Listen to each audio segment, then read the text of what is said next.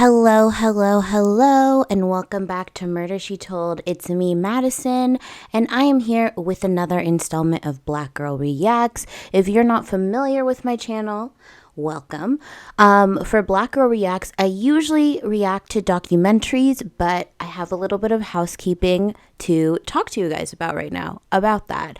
So, in light of my other It's Always Sunny in Philadelphia reaction video doing better than any of my videos have ever done, I'm going to be kind of changing up how I dictate what videos go in my channel and adding a new thing. So it's still going to be under Black Girl Reacts, but what we're going to be doing is every month you're going to get 2 true crime videos, 1 documentary reaction, and 1 show reaction / commentary that relates to the greater theme of true crime.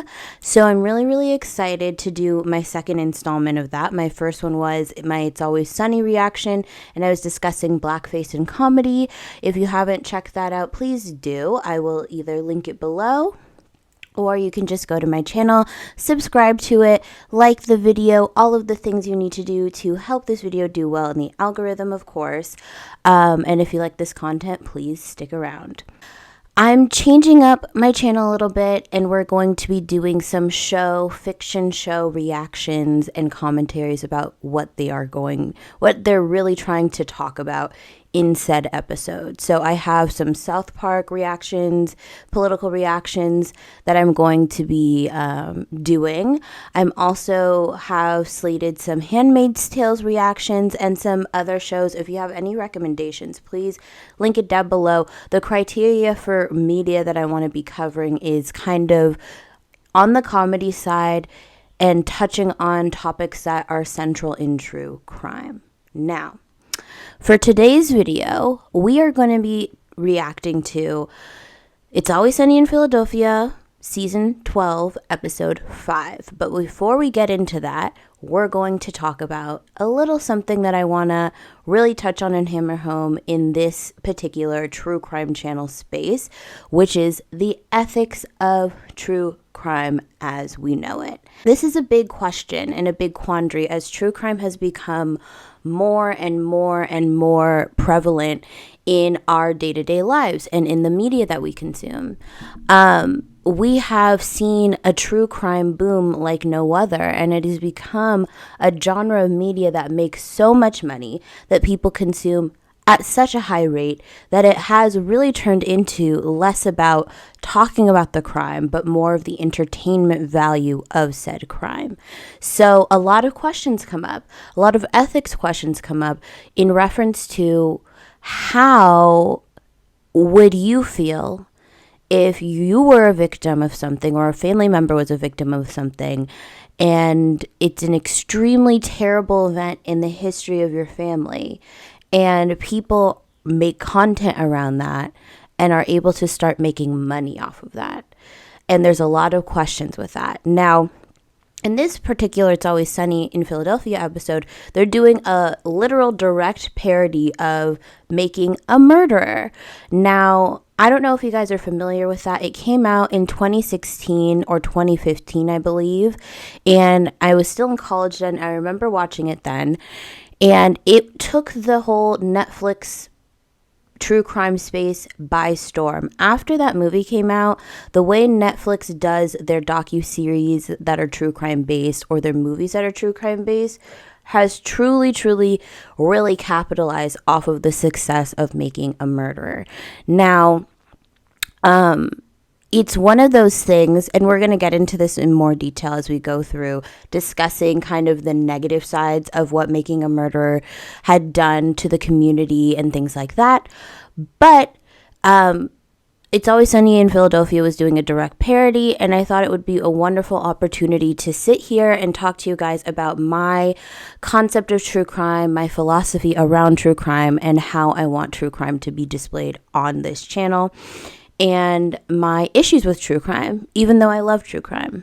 let's get into it. I've said this in one of my 2 prequel videos or both, and I will also link those down in this description as well, that the direct definition of what true crime is an extremely broad one. And I want to stick on this point really quickly because a lot of people don't understand what the definitive definition of true crime is. True crime, as it's defined, is a way of people telling the story of a crime that had been committed. So on its face, it's extremely, extremely broad.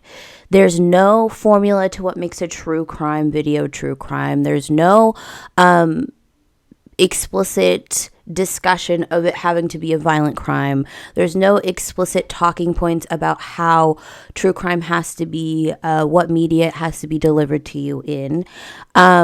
But we, as a country, as a community, as a society, have defined true crime socially, and it's directly at odds with its real definition.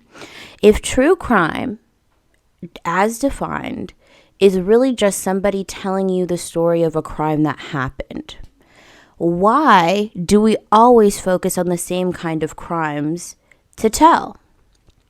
True crime isn't synonymous with murder. True crime is not synonymous with violent crime. True crime is just somebody telling you a story about a crime that has been committed, a real crime. And I just want to sit in this for a while because this is the exact reason why I wanted to start this channel, amongst other things. But it truly is the central keystone of why I wanted to start this channel. To me, and I think the best way to explain it is this. There is a podcast called Louder Than a Riot, and it discusses different big impact situations and crimes that have happened within the hip hop community. And I remember I was driving with my boyfriend around this time because our anniversary is in February, and we are coming back from a trip up north, and we were listening to one of these episodes. It was a 2-parter, and it was discussing Bobby Shmurda. And if you don't know, he's the one that came out with that song, Hot N-Word. And he basically got massively successful from that one song, got record deals, all of these things. He was running the streets, as is typical with a lot of rappers. And he basically, in that song, ratted out his homies that had committed a murder. And through that, he was put in jail for, I believe, 7 years. And when they were talking about this story in Louder Than a Riot, the conclusion was basically this. Violent crime is often defined as, murder, kidnapping, sexual assault in general, threatening, things like that, stalking, I would consider a violent crime. But a lot of people don't take into account other things that constitute violent crimes. And what she was trying to say here is that, unfortunately, those men who committed the murder did do a violent crime in the eyes of the law, but the society for which they existed in, the conditions for which they existed in, could also be considered violent crimes. Underfunding in schools, hyper-policing, just the stereotypes around Black men in general, poverty, the lack of funding in underprivileged schools, things like that, which people don't normally associate with violent crime, could be associated with violent crime just in the sense of the effects it has on the people's lives that those characteristics touch every single day. And I think that was such a powerful point because a lot of people don't really connect the system when we're talking about true crime, right? We're talking about, it's very cut and dry. Someone was murdered, her husband probably did it, and we're telling you how it was done, how he was caught, and what ended up happening in the conclusion of the story. To me, as a Black woman in America, violent crime is way more abstract, right? To me, what happened in Flint what is happening currently in Newark, New Jersey with the water and the lead and the complete neglect of inner city infrastructure to actually handle this problem, to me, that's a violent crime. To me, all people should have the right to be able to get clean drinking water, especially in the richest country in the world. So there's really no reason for what happened to Flint to have happened to Flint. And through the neglect and negligence of what happened in Flint, which I'm going to pause here, I'm doing a True Crime in Society video on the Flint water crisis later on in the months to come. But what happened in Flint had bodies attached to it. It had long-term effects on people's lives because of the increase in lead poisoning that they were being exposed to. Kids are underdeveloped. Kids will always have brain damage due to this in the city of Flint, and adults as well. And unfortunately, a lot of the blame, all of the blame rests on a system in America that devalues people who they don't deem valuable. The racial hierarchy comes to rear its ugly head again. Now, my whole channel's purpose was to, one, focus on stories that centered marginalized communities. So focusing on stories about sex workers, people in poverty, countries in poverty, or who have been greatly affected by U.S. imperialism, religion, what else? Sex workers, black people, people of color, of course, indigenous people, of course. And you will see that throughout the next slated videos for the next months to come. I'm really excited about the new videos that I'll be filming right now, because this is the first one. Super exciting. So that's number one about what my channel's goal was, because what I was seeing in the true crime space was a direct lack of attention paid to stories that involved people from marginalized communities. And if they were told, it was with a lack of understanding and a lack of care. Now, my second goal for this channel was to completely deconstruct how we view true crime and what we view to be a true crime story. Because now, as I said before, the definition is extremely broad.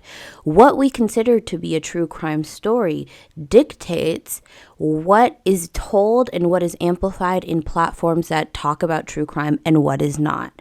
We have added the conditions of it has to be a murder or a violent crime or a serial killer or a serial rapist. It has to have all of these conditionalities attached to the story, when in reality, if we're going by the true definition of what true crime means, none of that should come into play. Under the definition of true crime, things like systematic racism, hyper-policing of inner city communities. Sorry, there's a little fluff on me. The prison industrial complex, for-profit prisons, what happened during the war on drugs, all of the things that inner city marginalized communities have to face at a disproportionate rate could be considered true crime. So my goal was to deconstruct the common understanding of what a true crime story is, widen the lane of what it can be, and allow people to live in this space of having a little bit of history, of having a little bit of understanding about the conditionalities that certain marginalized people have to go through to just exist in this country. Do you like my sweater? I love it. I got it for Christmas or my birthday from my boyfriend. So thank you. Anyway, it's just kind of like the fur is getting in my lip gloss. So I'm just like feeling the ticklishness. But anyway, so those were the two real clear goals and mission statements of my channel, because I felt like there wasn't anyone in the true crime YouTube space really talking about it. In fact, and it's no shade, because people are able to consume whatever media they see fit, for the most part. what the true crime YouTube space has turned into is really an entertainment space.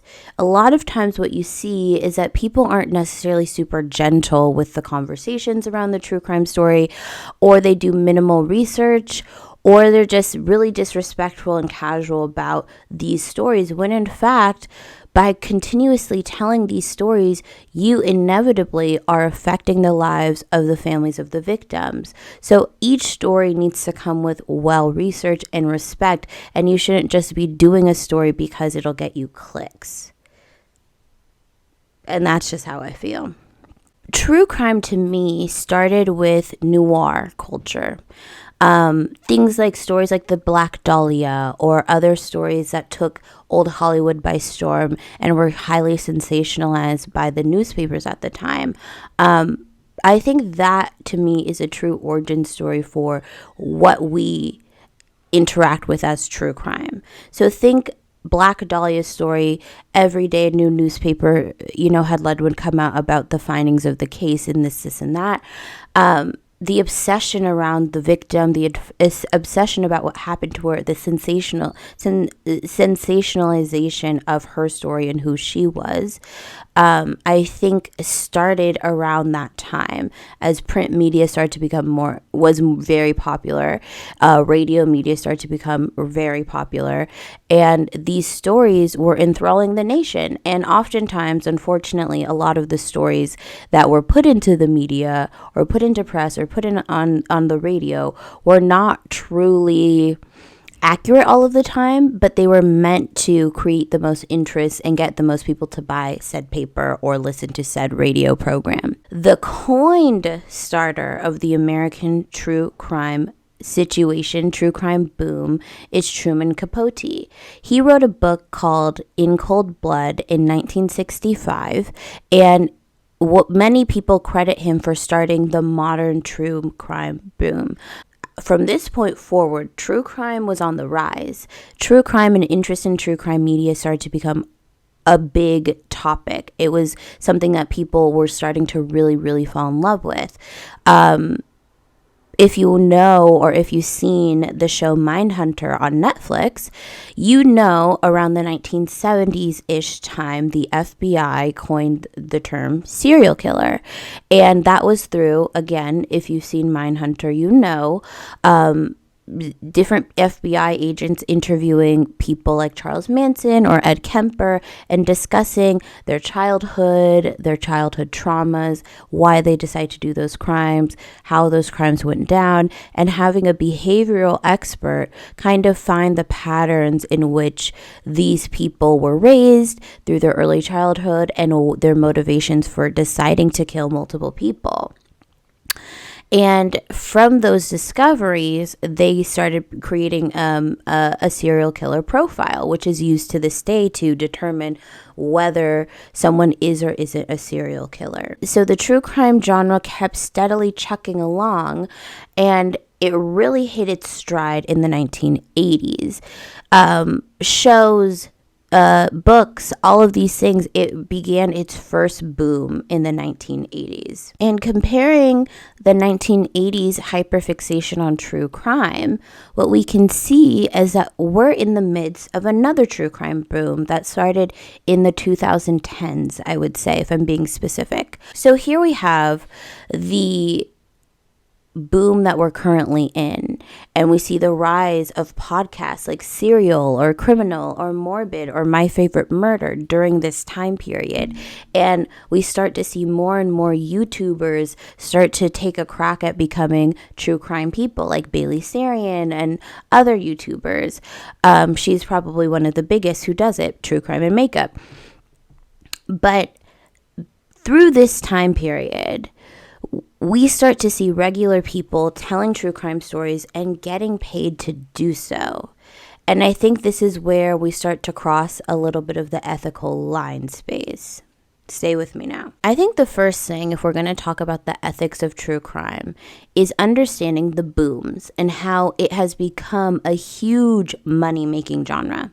Massive. You don't have to care about true crime to try and do a true crime podcast because it's profitable. You don't have to care about the victims or pick stories that are meaningful because it's profitable. And I think that kind of leads us into this weird intersection that we always have to deal with, which is the capitalization of tragedy. Is it right to make money off of other people's biggest tragedies? And I don't know. I feel like there's a gray area. I feel like rarely things are just right and wrong.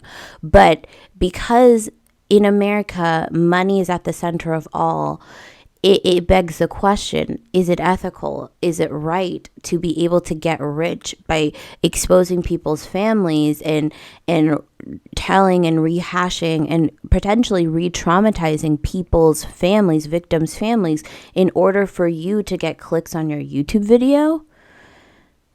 And if that doesn't sit right with you, what things can change for you to be able to still do what you love and be passionate about that, but not really have those ethical quandaries about, is it right for me to make money off of said story? So on the topic of true crime, I just wanted to quickly read this excerpt from a 2018 article from the New York Times discussing the ethics of true crime. It was actually made by a girl who was in high school at the time. She won a contest and her essay got to be put into the New York Times, but I think it's still really relevant. So let me read a few excerpts from it and we can kind of discuss a little bit further. So what Rachel Chestnut said in the 2018 New York Times article was, unfortunately, these advantages of true crime are outweighed by the genre's tendency to exploit suffering,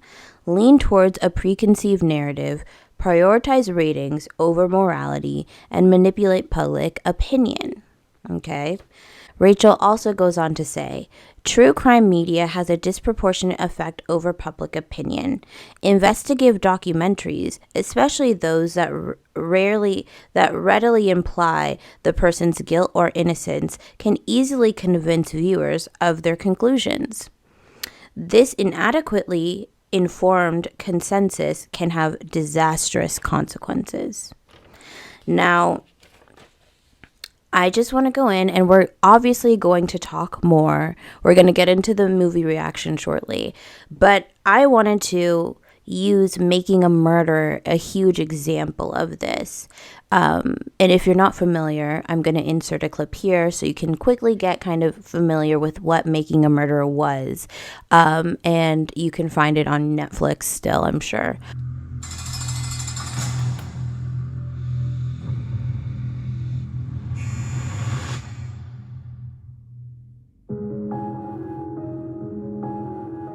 The people that were close to Steve knew he was always happy, happy, happy. Always wanted to make other people laugh. They didn't dress like everybody else. They didn't have education like other people. The Avery family didn't fit into the community. Stevie did do a lot of stupid things, but he always owned up to everything he did wrong. I think a good life till all the trouble started. Penny Bernstein was everything that Stephen wasn't. So just think of the two of them side by side. There was no real investigation done by the sheriff's department. The sheriff told the DA not to screw this case up. He wanted Avery convicted of this crime. There isn't one iota of physical evidence in this case that connects Stephen Avery to it. In fact, the sheriff was told by the police, you have the wrong guy. Stephen Avery spent 18 years in prison for something he didn't do. 18 years. 18 years. DNA had come through indicating that he had not committed the crime. Law enforcement officers realized that they had screwed up big time. We were getting ready to bring a lawsuit. It's $36 million. Manitowoc County itself and the sheriff and the DA would be on the hook for those damages. They're not handing that kind of money over to Steve Avery. I did tell him, be careful. They're not even close to being finished with you. Do we have a body or anything yet?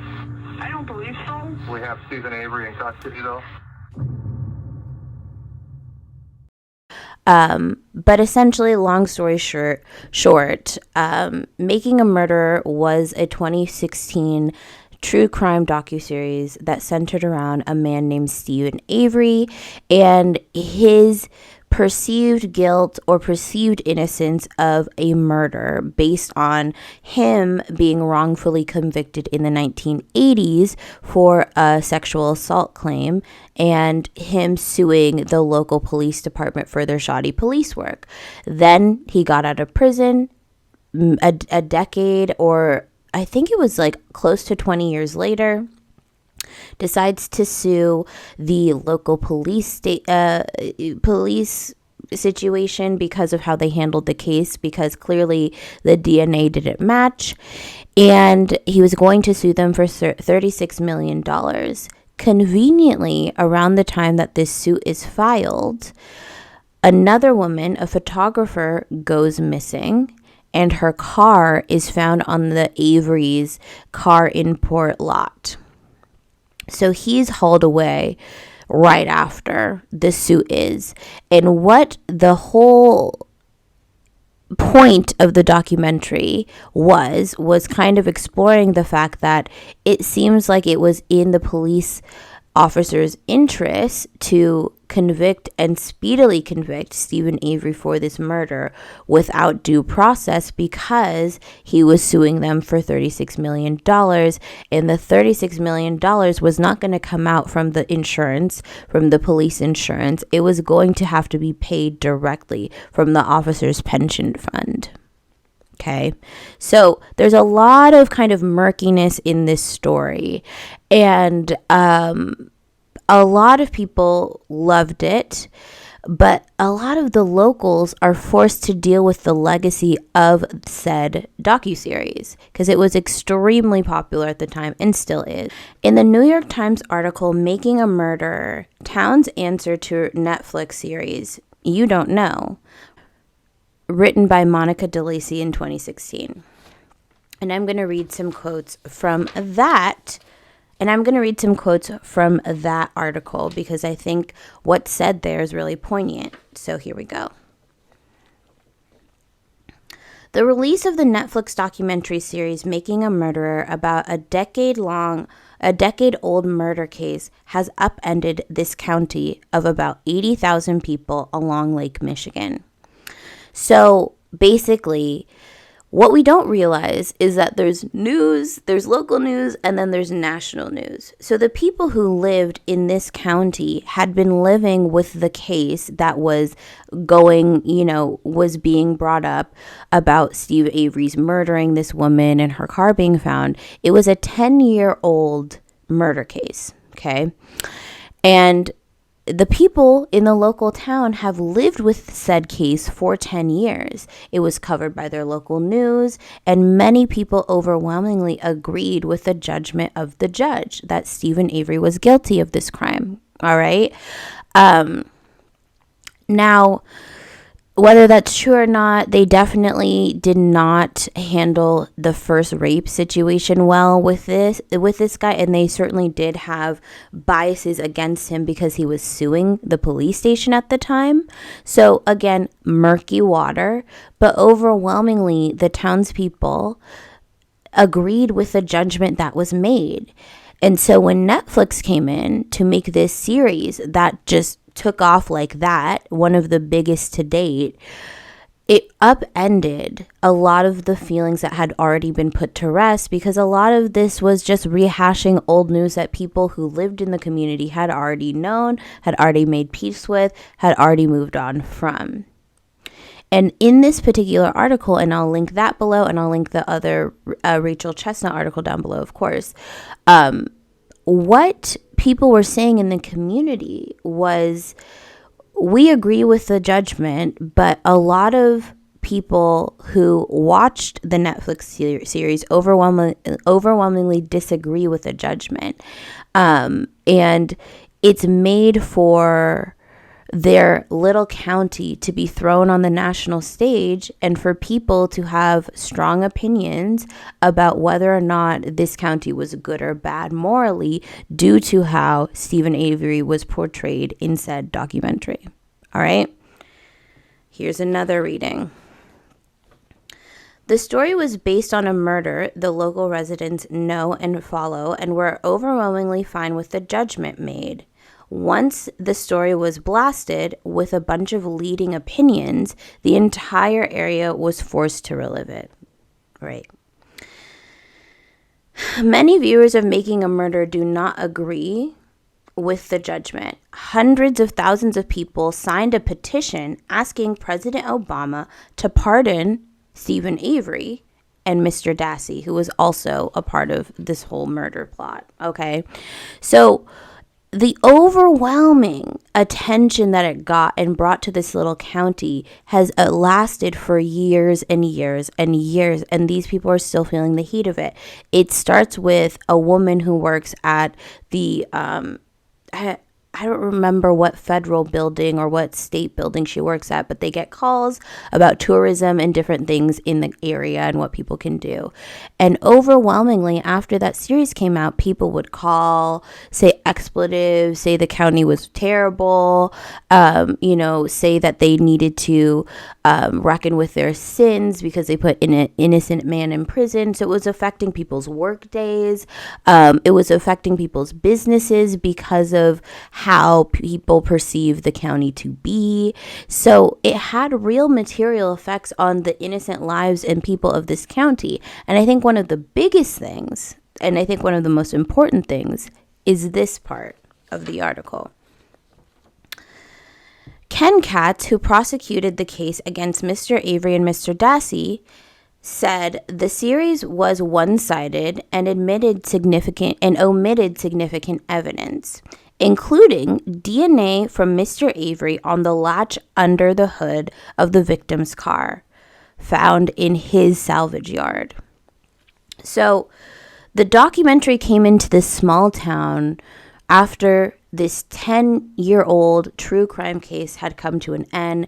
The judge had made a judgment, and these men were in jail, okay? They come in and find a story there. They find the way that the police treatment had treated Stephen Avery the first time and how that was crooked and messed up, how he was in the midst of suing them, and then this situation took place and he was rounded up immediately. And a lot of people resonate with the fact that police made mistakes and this man was innocent. That's kind of the angle that it was taking. And I've seen it, but I haven't seen it in a very long time. But I do remember them taking this angle. Now, whether it was kind of to play kind of middle ground to raise the questions that this corrupt police system may be corrupting this guy again and maybe targeting this guy again. And I understand that as a segment, but when you attach to the fact that there's significant evidence that was played in court, discussed in court about DNA connections between Stephen Avery and the car that this woman was driving, that was found in his salvage yard, you start to begin to question that, yeah, maybe they could be right about the fact that he was suspicious, but it was wrong of how they treated him in the past.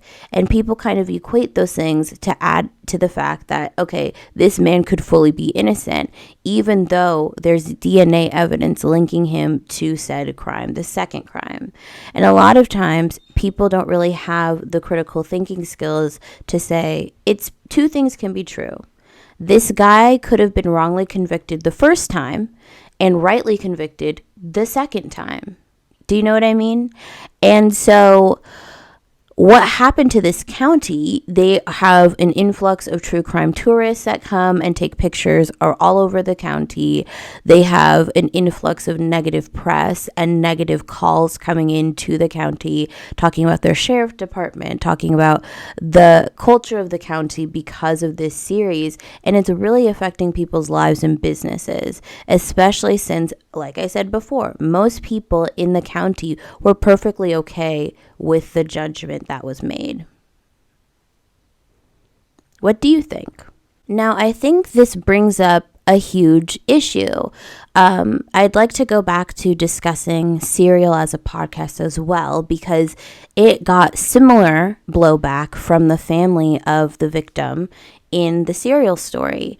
Her brother wrote on a Reddit post basically discussing how that podcast had affected his family's lives, and how now there are hundreds of millions of people speculating on whether or not his family was wrong to point the finger at her boyfriend, or all of these things because of this podcast. And he's the one that had to see his mother hear the news for the first time when they found her body, when they found out she was missing. He was the one that had to console his family. And so he didn't appreciate that even though in Serial, a lot of people believe that this guy was wrongly convicted. Her family believes that he was rightly convicted, but the trial is over and he's been in jail for years at this point, right? That kind of put a period at the end of the sentence, allowing his family to kind of heal and move on from this tragedy. But because Serial picked it up and it was an instant success, I remember when it came out, I was in bed listening to it on my computer every day because it was so enthralling. It has reopened that wound and allowed for millions and millions of people to speculate about his family, about who his sister was, about whether they wrongly accused this guy. And he was really upset with the portrayal in the podcast. And I think rightfully so. You know, his sister was murdered. And unfortunately, we have to treat every one of these true crime cases with care. Similar with Making a Murderer. Now, it kind of ends in a vague way, but if you're coming in with the agenda already, which, as said in the quotes from the New York Times articles, it already is biased. It's not you just simply telling a story that already concluded. It's you also adding your funk to that story in creating the media on that story. So the people from Netflix who made Making a Murderer had heard about this story, had heard about the conflict, and were already coming in through the angle that the police messed up one time and he was suing them for $30 million that they were going to have to pay from their pensions. So they may have had an extra need to search Stephen Avery's stuff and around his salvage yard because they were having conflict and litigious situations happening between those two institutions. And because the Netflix people had already come in with that angle, that already affects how we see the entire show. Cops bad, him innocent, and that kind of complicates the truth and reality that people are expecting to believe from a lot of these documentaries. Just because it's real people being interviewed, documentaries can clearly have a bias, and it's important to understand that as we consume them. And that bias has subsequently affected the entire small 80,000 person filled county where this took place 10 years down the road. And many people are upset by the fact that Netflix made a lot of money from it, and it really kind of turned their whole county upside down because of how vague and leading the documentary turned out to be. Now, and I swear we're going to get to the reaction really, really soon. I think it's so important to understand when we're talking about Making a Murderer, it wasn't like the Lacey Peterson documentaries where it's like, it was him, cut and dry. Because they were playing in this murky place, they led a lot of viewers to believe what they wanted the viewers to believe. But evidence proved that there's DNA connecting Stephen Avery with said car where the woman was found dead. And you can't deny that. But because of how, the filmmakers came into the story with their own kind of framework for what they were going to discuss and spend the most time with, people don't receive that information and automatically blame the issues with the local police department. People are getting death threats. Again, the tourism that happens, the calls that they get, all of these things truly, truly, truly affect every single person living in that little county near Lake Michigan. So we may think it's a harmless pastime. We may think it's just entertainment. We may have actual sympathy for the victims. All of these things can be true. But through making media, making money, and doing true crime for entertainment, using the genre for entertainment, people's families hurt through that. And is it okay to continue handling true crime the way we've been handling it? Comment down below your opinions. But without further ado, we are going to get into It's Always Sunny in Philadelphia, Season 12, Episode 5, Dennis Reynolds Making a Murderer. Also, I just want to say, I am so sorry, you guys. My friends who watch my videos, whom I love, gave me critiques on my first set of videos. And I know that with a lot of the reaction videos, the reaction volume was super quiet. And I was doing it the old school way. So I just learned how to be able to get the audio from the video in the screen recording. So this will be the very first video that I do that with, and I hope it works out. Let me know if you like it better. Thumbs up the video. If you prefer it this way, I'm sure it will make your viewing pleasure more pleasurable if you can actually hear what's going on in the screen recorded thing. I would hope it would make it more pleasurable. Okay, here we go. Season 12, Episode 5, Dennis Reynolds Making a Murderer. Haven't seen this in years. Season 12 is one of my favorite seasons. And if you don't know, you can watch all of It's Always Sunny on Hulu. That being said, let's do this. Your emergency? Oh God. In an alley, and there's I'm not totally sure. Sir, what's in the alley? Dead, definitely dead. I think it's a cat, or maybe it's not. I'm not sure. Sir, if it's a cat, you need to call animal control. No, it's not a cat. It's not a cat. It's a woman, but also a cat. It's a cat woman. Sir, I do not have time for pranks. No, it's not a prank. Then is it a cat or a woman, sir?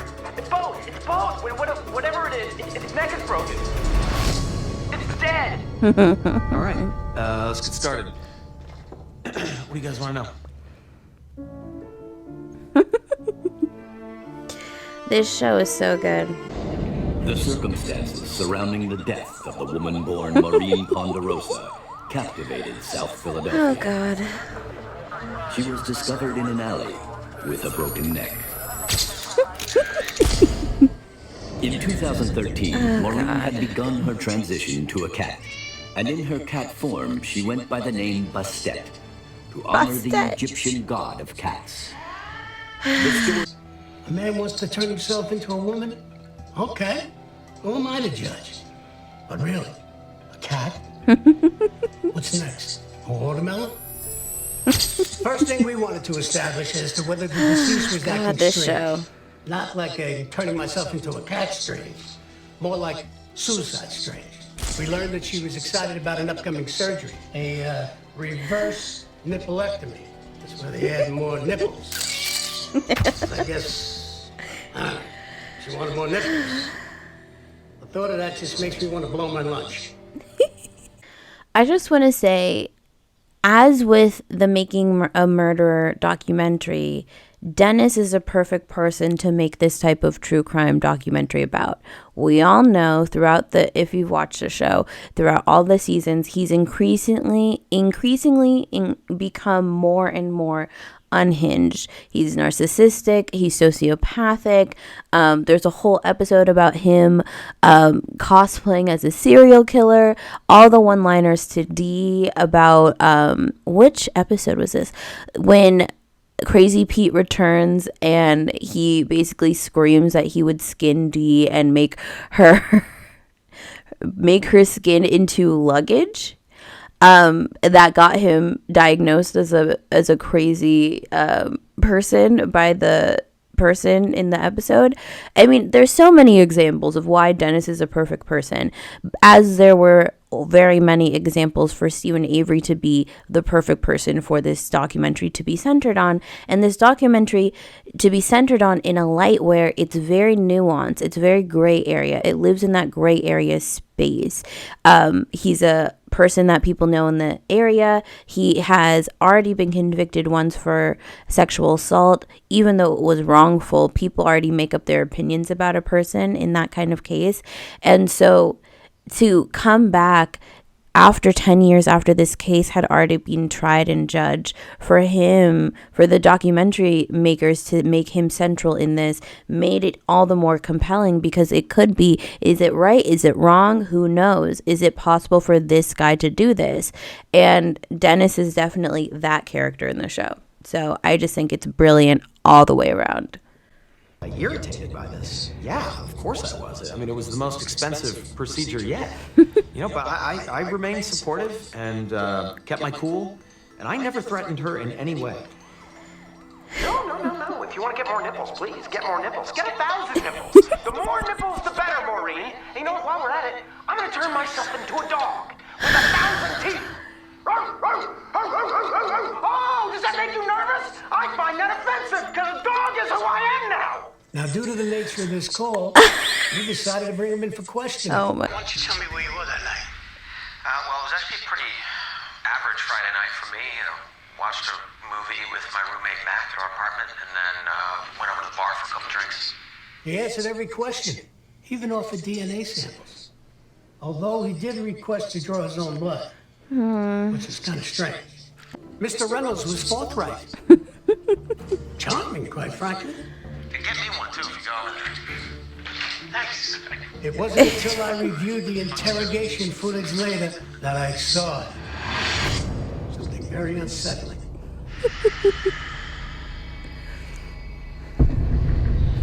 24 years on the job. I've never seen anything like it. Oh, God. 2 hours. Never moved. Never blinked. Goosebumps just thinking about it. If I'm not mistaken, that's a reference to the movie Psycho, where he's in the interrogation room and they're like, he never spoke, da-da-da-da-da. Like, let me see if I can, sorry guys, we're going to go on a little bit of a tangent. YouTube.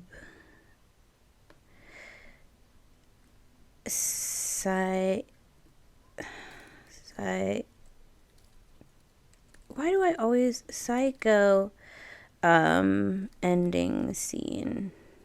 Okay, let me see if I'm really onto something. I'll just sit here and be quiet, just in case they do suspect me. They're probably watching me. Well, let them see what kind of a person I am. I'm not even gonna swat that fly. I hope they are watching. They'll see, and they'll know, and they'll say, why, she wouldn't even harm a fly. Okay. Eerily similar, right? Like, I don't know if they're referencing that in this episode. I wouldn't be surprised. They're the masters at referencing stuff. Did I kill Maureen? No. Am I glad she's dead? Sure. Oh, he kind of snapped the neck off a crow one time a little bit.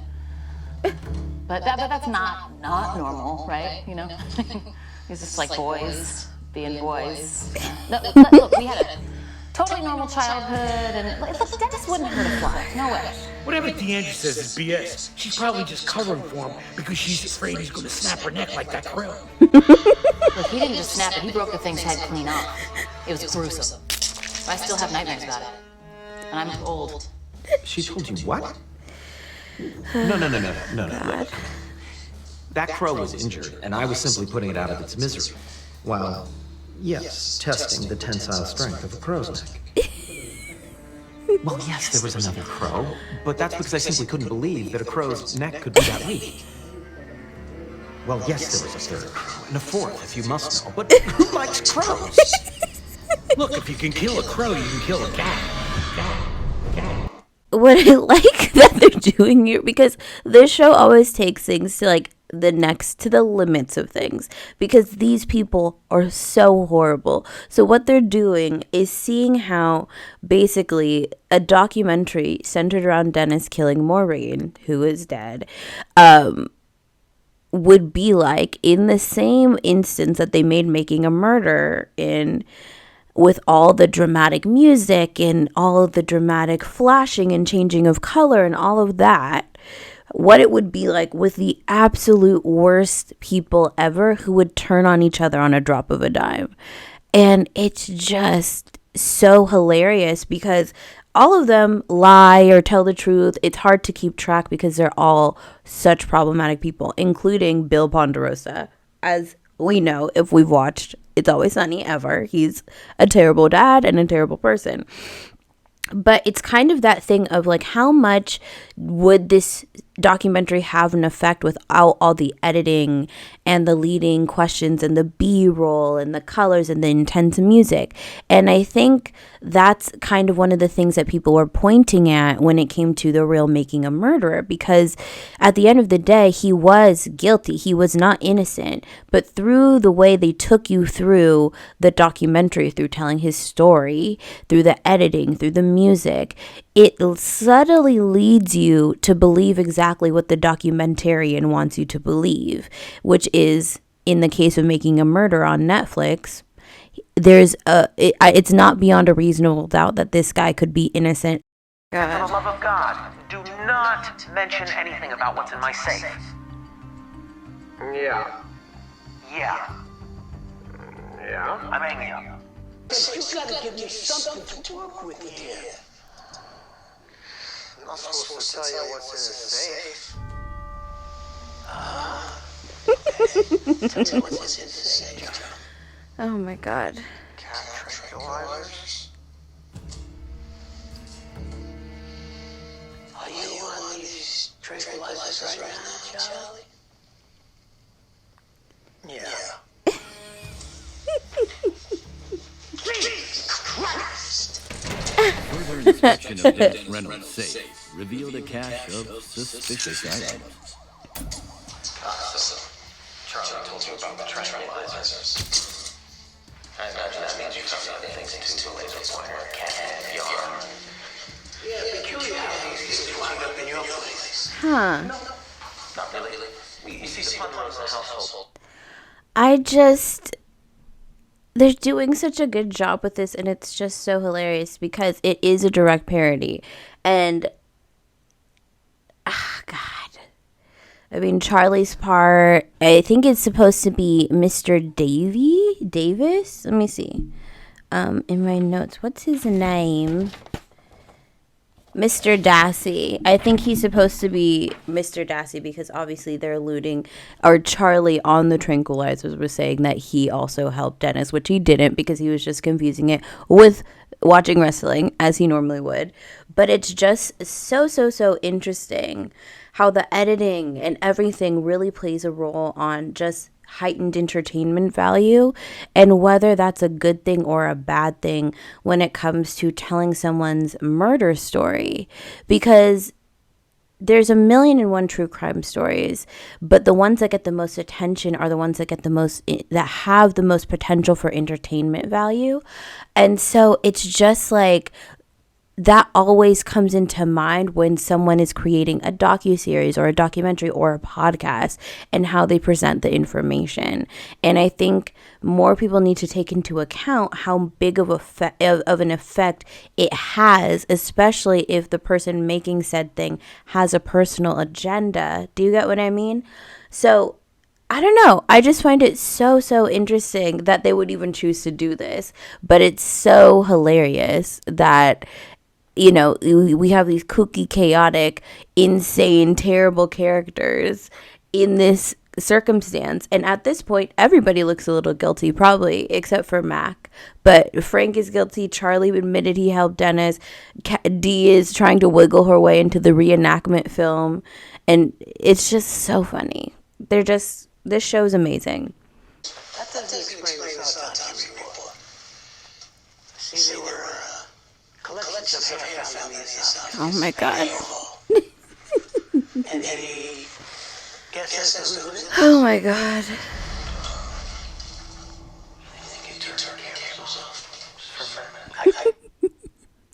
Because Dennis is a literal sexual deviant, right?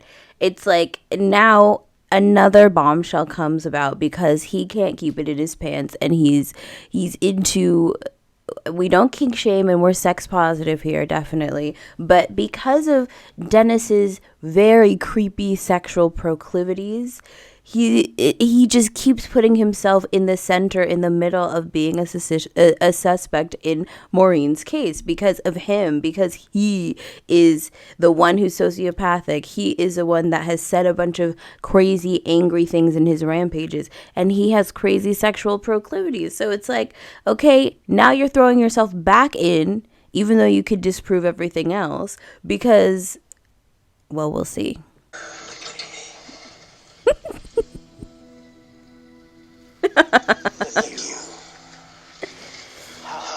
Oh my God. Cat rooming thing. Maureen enjoyed a fantasy. She knocked an extra $15 off a month, so of course don't got her to do it. Oh my God. Yeah. Is it illegal? No. I wish. Oh my God. Well, answer me this. Where's the collar? Cats have collars. Maureen's body didn't have a collar.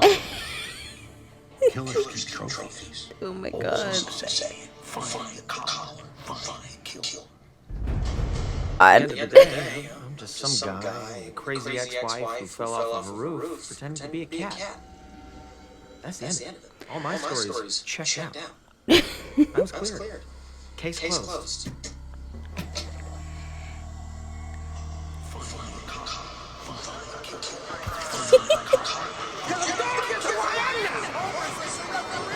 Oh my God. Very nice. Oh God. As of 2017, Dennis Reynolds is still at large, lurking in the streets of Philadelphia. Guys, this is an open and shut case that was shut months ago, and Maureen never wore a collar. You guys put that there. Well, yeah, we needed a big twist at the end to show that you're guilty. But I'm not guilty. What about the security footage of Maureen's death? And it shows her prancing around on the roof like an asshole, and then she just falls off. People don't want to see that because it's hard evidence. You know, like, better actually sit on that footage until like maybe episode 10, and then let people decide then if you're guilty. 10 episodes? You did 10 episodes of this? Yeah, but then even then we would keep it vague, because that's entertainment. You know, someone gets murdered, and then you make a show, but you never give any actual answers. No, that's what people love. You drag it out. You rake it out of the victim's family. It's sort of like eating a bag of chips, you know, it's never going to actually make you full, and at the end you're sick, but you want to go back for more. You want more chips. Murder is chips. Okay, you know what? Okay, I just think that was just the perfect way to end this episode because it really underscores everything that I talked about before we started the reaction. And the way that they talk about it's just so hilarious. It's just the fact that the reveal is they made the documentary themselves because they're insane individuals who would do that. They have all of these schemes, all of these pranks, all of this pageantry, and it's like they produce this whole thing themselves just to try and rake in money and get an audience. I thought the funniest thing was, and I think is a correlation to the Making a Murderer real situation that happened with the documentary or whatever, is Dennis saying, you know, but this was an open and shut case. There's security footage of her death. So why there's hard evidence of her dying this way. So why are you even throwing me into play?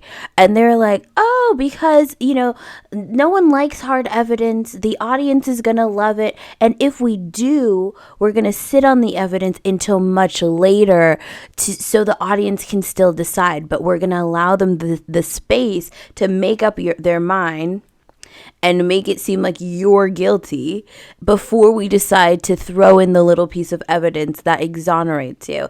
In the case of Making a Murderer, it's obviously the opposite, right?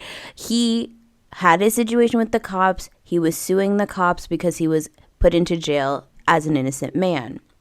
Then this whole situation comes where a woman goes missing and her car was found on his property, right?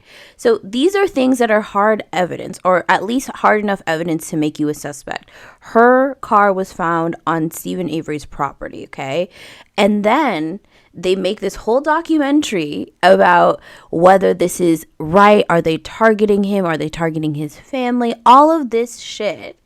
Only for the prosecutor to say at the end of that article that I read, yeah, and his DNA was all over that car, in the insides of the car, and there's no reason for his DNA to have been there. So you can just assume from that he was dealing with the car in an inappropriate way for the context for which the woman was there, and thus a direct, non-questionable link, hard evidence that something is not right here. Do you know what I mean?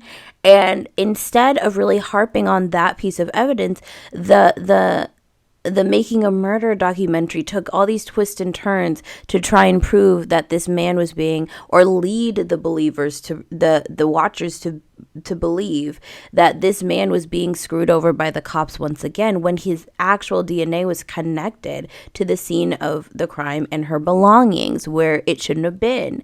And that's one of a list of long, hard evidence that they purposely omitted from the Making a Murderer documentary because it would directly throw a wrench in what they were trying to already convey through the documentary. They came in with a bias, and putting in all of the fact that there's all this evidence would totally sway away from the fact that they're trying to make a case for Stephen Avery. Brilliant. And also, another thing that I really liked, because the commentary on the show is so good, but when Mac and Charlie were like, yeah, and we're going to continuously, we'll keep it out, drag it out for 10 episodes and make it vague. Everyone loves that. And the metaphor about the trips, it's not really nourishing you. It's not really filling you up with more information, but you'll keep going back for more chips and you'll keep going back for more murder documentaries. So it's just so poignantly like a direct parody of not only the way that the documentary was filmed and created, but also the situation for which a lot of the local people found themselves in when they're okay with the judgment because they know the true tea with all the evidence that was against him for this murder to have happened. And they are intentionally touching on the fact that we are purposely making it vague so that you can make your own decision, but we are pushing an agenda very obviously, even though there's hard evidence against that agenda. So good. That episode is so funny. I haven't seen it in such a long time, and season 12 is one of my favorite seasons. It's just so chaotic, and I feel like that's when, like, season 11, season 12, they kind of up the campness of the show and the meta-ness of the show, and it's just so much more preposterous. And I love the show, but I think that it was making good points. Now, of course, it was almost like a direct copy and parody for most of the show, which is entertaining because these characters are outrageous individuals. The chaos of them in a true crime documentary setting is just, like, who would even think to write that? But it's so funny. Like when Frank gets caught up on tape about his Vietnam sweatshop that keeps coming up, and like Dennis in the collar, and he's slowly finding out that the real thing he's hiding with the Maureen situation is that she would lick him and groom him like a cat, that he didn't want to admit. The references to Psycho in his, like, interrogation footage, which I think is really poignant. But it's just it's just so funny. But when it all comes down to it, the ridiculousness of Dee, the ridiculousness of Charlie and Mac, just like throwing the wrench and trying to screw as many people over as they can because they all hate each other but love each other so much, is just pure entertainment. But what I really loved was at the ending when it's revealed that not only is this documentary not real, not only did the case was a case open in Chet and Dennis was found super not guilty because there was video evidence of what happened to Maureen. Not only, did they take time out of their free time to get a production to do a documentary on her death when it was already solved, and they're planning on making 10 episodes to drag it out. It just was, it literally connected directly to all the critiques that the local townspeople of the Making a Murderer film had about the film and the effects it's had on their individual lives. And it's just so funny because it's always meta with It's Always Sunny. They're always self-aware in terms of what they're trying to convey and what they're trying to comment on. And it was really interesting that when it was revealed that it was a made up thing and they were just, shooting a show just because they always have crazy antics, that Mac was like, it's entertainment, dude. People love this. People love this. And it's like, that's the thing that we're pointing at with talking about the ethics of true crime as a whole. We enjoy it because it has now become entertainment. A lot of the shock value has turned from, I can't believe this is happening, to this is the craziest true crime story ever and I need to share it as wide as I can. There's also a reference to, I think Charlie said this at the end when they were commenting on everything, and he was like, really, rake the family over the coals, the victim's family over the coals. And it's like, that is what we don't really realize we're doing sometimes with some of these stories. It's like, people are having to be re-traumatized and live this over and over and over again because a TV company got the rights to their daughters or their sisters or their aunt's story of being murdered. Like, we have to always remember and keep it central that these are true crimes in true crime. This is not just some abstract thing. These are other human beings who have families, who had people who love them, and they were a victim of a violent crime. And so when we tell their stories, and I'm not saying stop telling their stories, when we tell their stories or when we choose stories to tell, it's important to be mindful of that fact, because you may be incredibly disrespectful. You may be re-traumatizing a whole group of people who can't, function because they're still having to relive one of the worst things that could ever happen to a family, to a loved one, over and over and over again, right?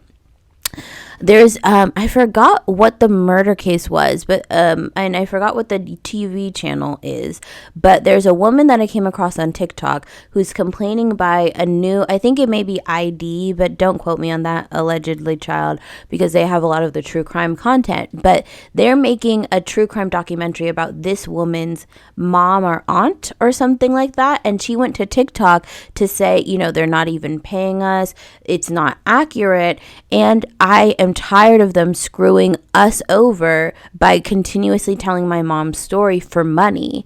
And I completely understand where she's coming from, because it's like, especially if this is in the past, people want to move on with their lives, and then you look and they're doing a TV special without having talked or consulted with you guys if it's okay to go through, if they can be involved in keeping her legacy alive, if they can get paid for that at any cost. No, she just found out, like the rest of us, that they're doing a new true crime docuseries, and it's involving her family member that she didn't know about.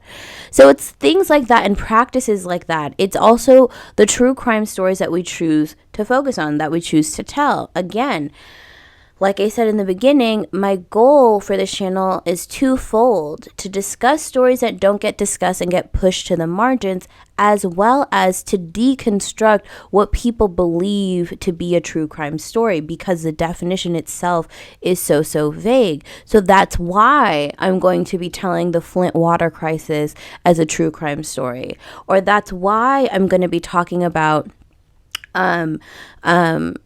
Agent Orange in Vietnam as a true crime story, as well as an issue of just, climate change and just everything wrong with like polluting the planet. That's why I'm going to be talking about the Catholic schools that were made in Canada and the United States, not reservation schools. What are they called? I always get the name mixed up. Not reservation schools.